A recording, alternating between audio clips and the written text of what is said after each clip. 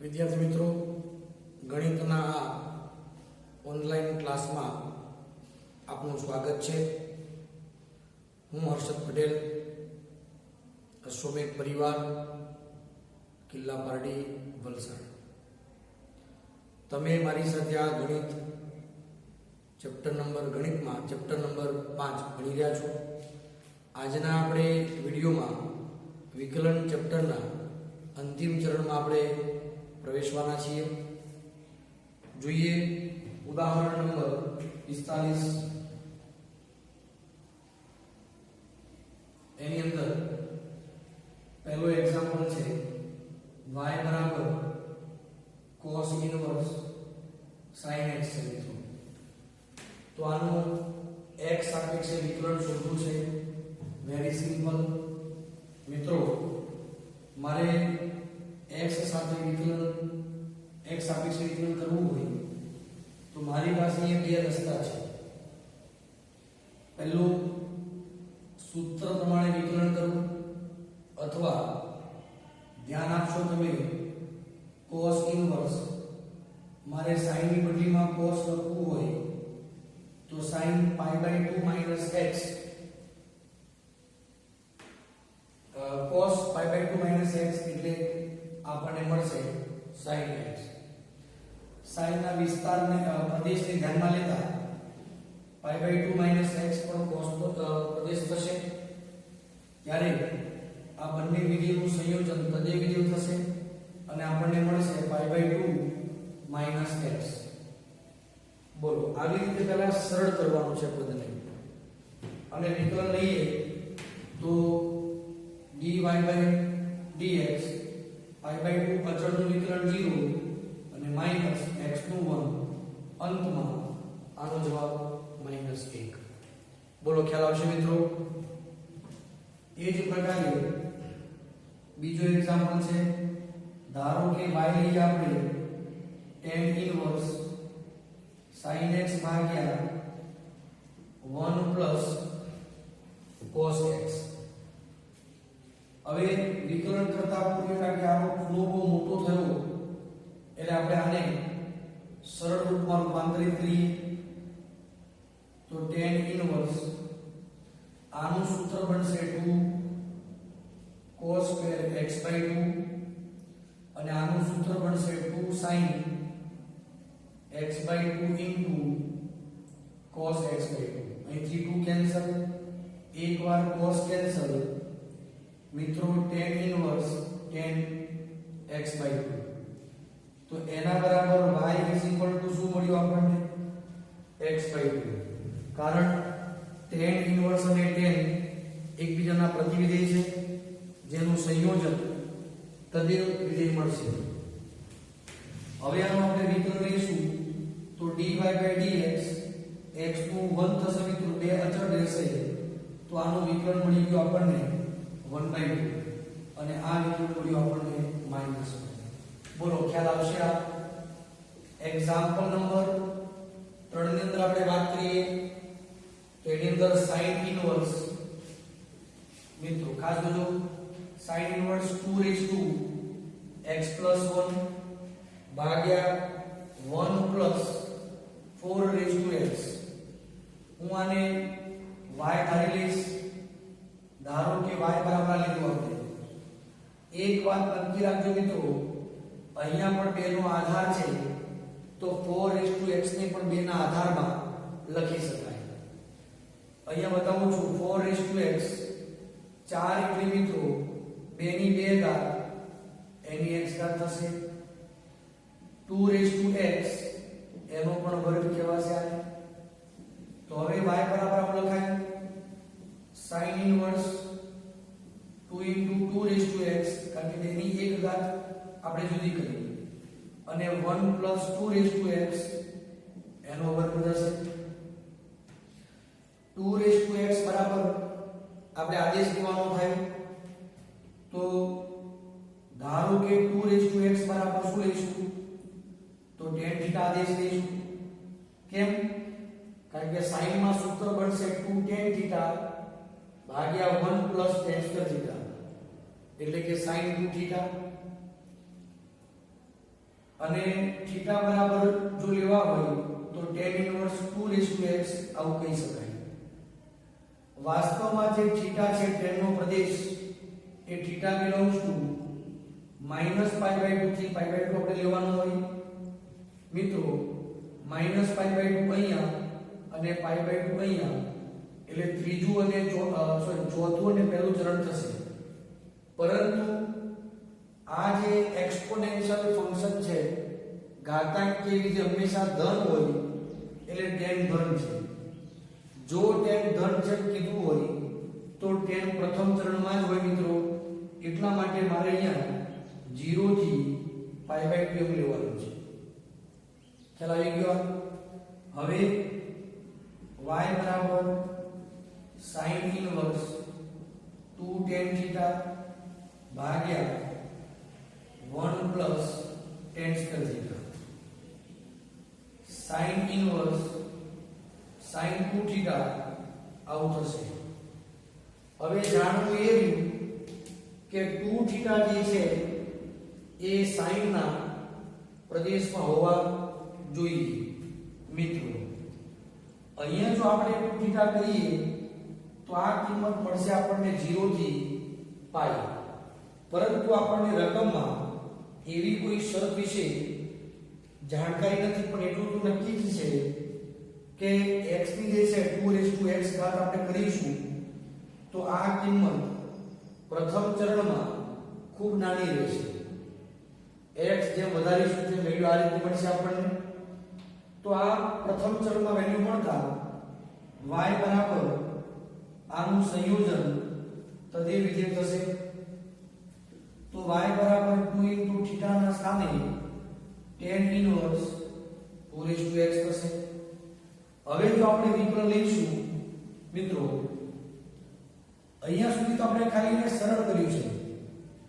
હવે એનું વિકલન લઈએ તો બે અચળ રહેશે. tan ઇન્વર્સ નું વિકલન થાય 1/1 પ્લસ એના ખૂણાનો વર્ગ એટલે 2x નો વર્ગ ઇન્ટુ d/dx 2x. બે અચળ છે 2x નું વિકલન 2x એનું એમ ઇન્ટુ log 2 ભાગ્યા 1 પ્લસ. હવે આ જે પદ છે એને આપણે વાસ્તવમાં ઓળખીએ છીએ એ કોણ છે 4x. મૂળ જે પદ છે એના રૂપમાં આપણે આને ફેરવી શકીએ. આ બંનેને બેની તો અહીંયા આવશે log 2 ઇન્ટુ 2 ની x વત્તા 1 ઘાત 1 પ્લસ 4x. તો આપેલા પદનું જે વિકલન છે મિત્રો એ આ પ્રકારનું થશે. બોલો અહીંયા ખ્યાલ આવશે મિત્રોને? આ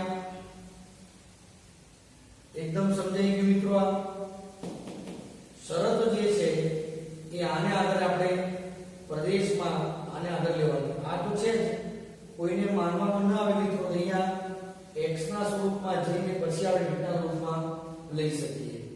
બોલો ખ્યાલ આવી જશે? આ પ્રકારે આપણે અહીંયા આગળ વધવાનું છે. ત્યાર પછી ઉદાહરણ નંબર 46 મિત્રો, આ થયું ઉદાહરણ 45. હવે 46 આપણી પાસે f of x બરાબર sin x raised to cos x છે. નહીં, sin x raised to sin x છે. તો f dash x શોધવું છે અને 0 less than x less than π આપણને શરત આપી છે મિત્રો.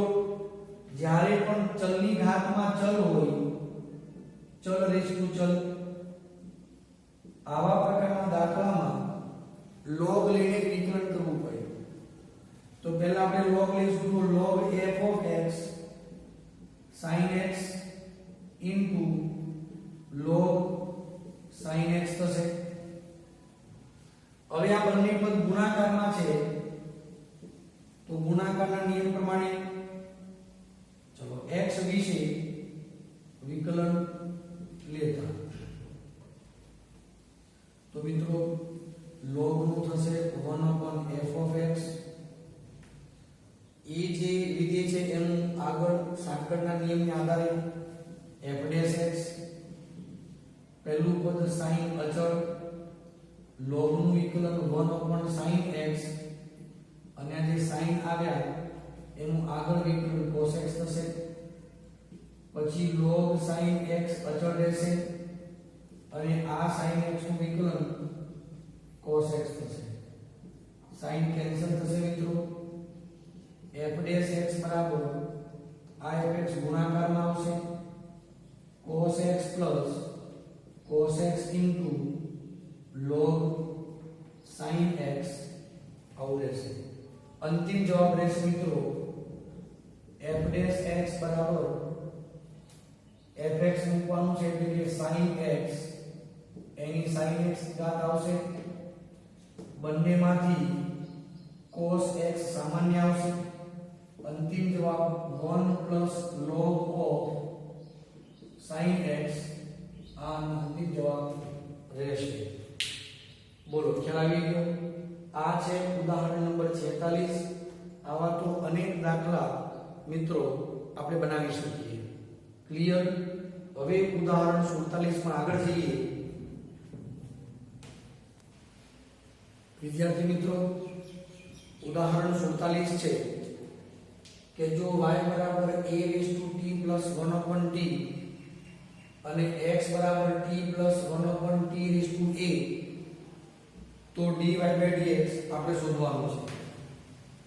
આમાં તમે જોયું ગુણ વિધેયનું વિકલન અને પ્રચલ વિધેયનું વિકલન. y નું પદ t ના રૂપમાં છે અને x નું પદ પણ t ના રૂપમાં છે. હવે આપણે અહીંયા આને ધ્યાન આપો, આ ઘાતાંકીય વિધેય છે અને આ બહુપદી છે. કારણ કે આ સૂત્ર x raised to n ના જેવું છે અને આ a raised to x ના જેવું છે. બંનેમાં ફરક છે.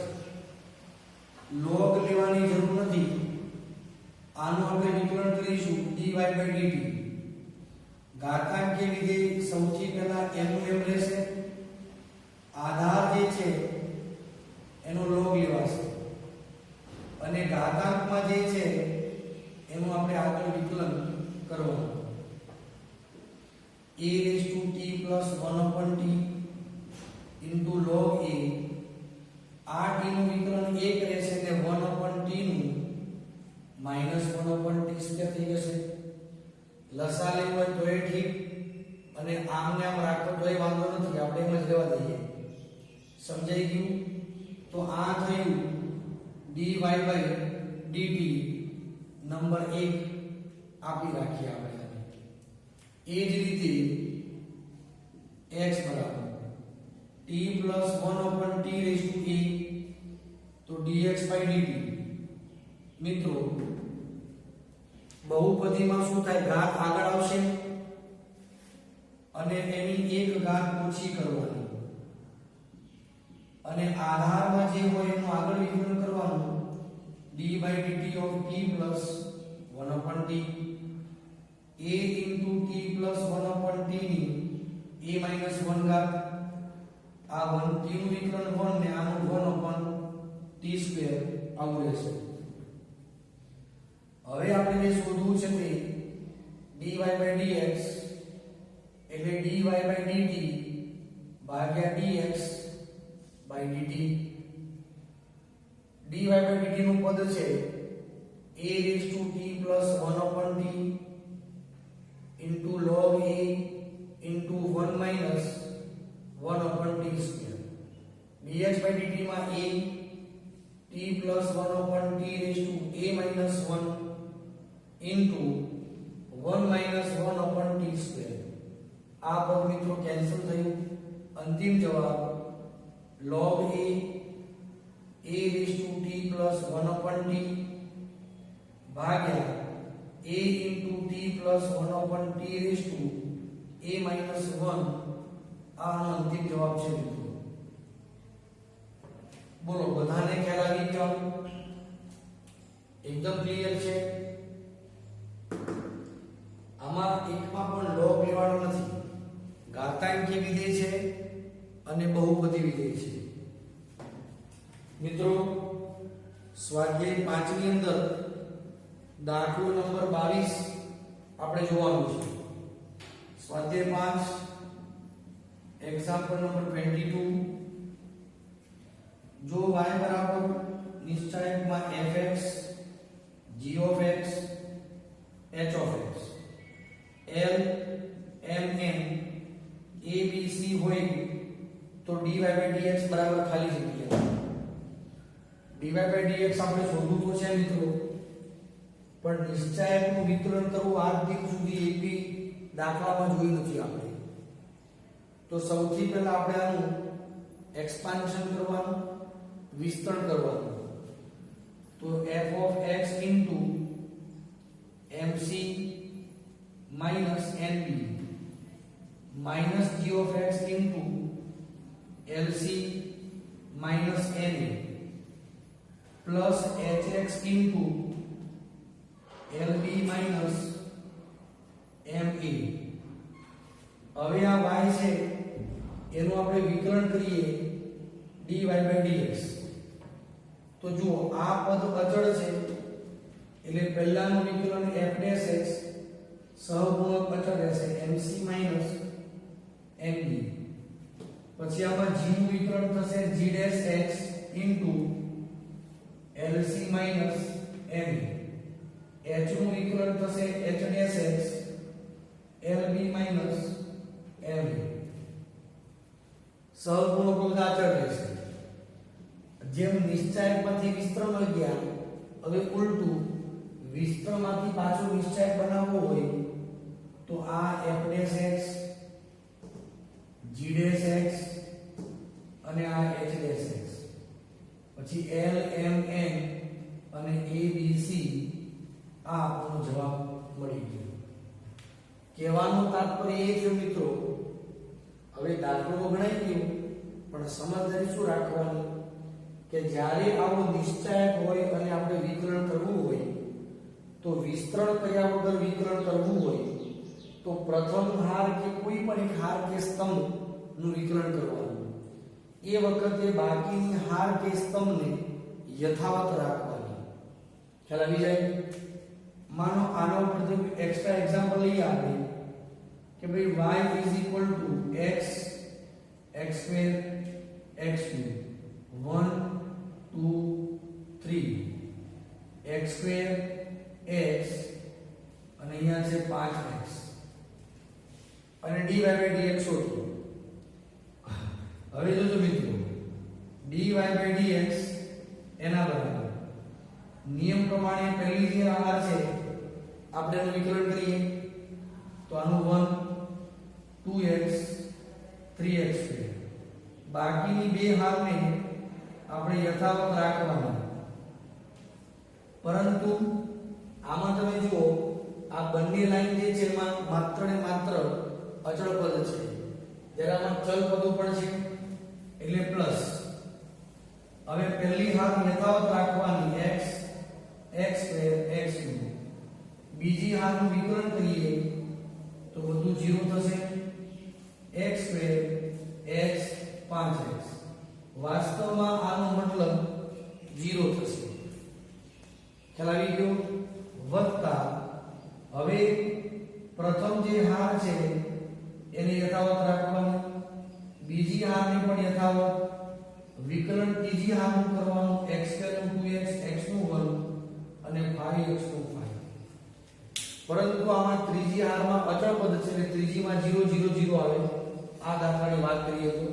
તે પણ 0 થઈ એટલે માત્ર એક જ પદ આપણે લખ્યું થઈ પણ જ્યારે ત્રણેય હારની અંદર આવા અચળાંકો હોય એટલે ચલ પદો હોય તેનું વિકલન એક વખતે એક હારનું કરવાનું કાં તો એક સ્તંભ અથવા હાર ગમે તે કોઈ એકને આપણે ગણતરીમાં લઈ શકીએ બોલો ખ્યાલ આવી હશે તો આવી રીતે આપણે વિકલન કરવાનું છે મિત્રો અહીંયા આપણું ચેપ્ટર પૂર્ણ થાય છે જે કોઈ પણ સવાલ ઉદાહરણના પણ બાકી રહી ગયા હોય કે સ્વાધ્યાયના પણ સવાલ બાકી રહી ગયા હોય એ તમારે જાતે પ્રેક્ટિસ કરવાની છે નથી સમજ પડતું તો ગ્રુપની અંદર જે તમારા ક્લાસ ટીચર છે એમનો સંપર્ક કરી એટલે સબ્જેક્ટ ટીચર છે એમનો સંપર્ક કરી તમે આ વિષયનું જ્ઞાન પ્રાપ્ત કરી શકો છો ખ્યાલ આવી જાય અહીંયા કોઈએ પણ ડિસ્ટર્બ થવાનું નથી.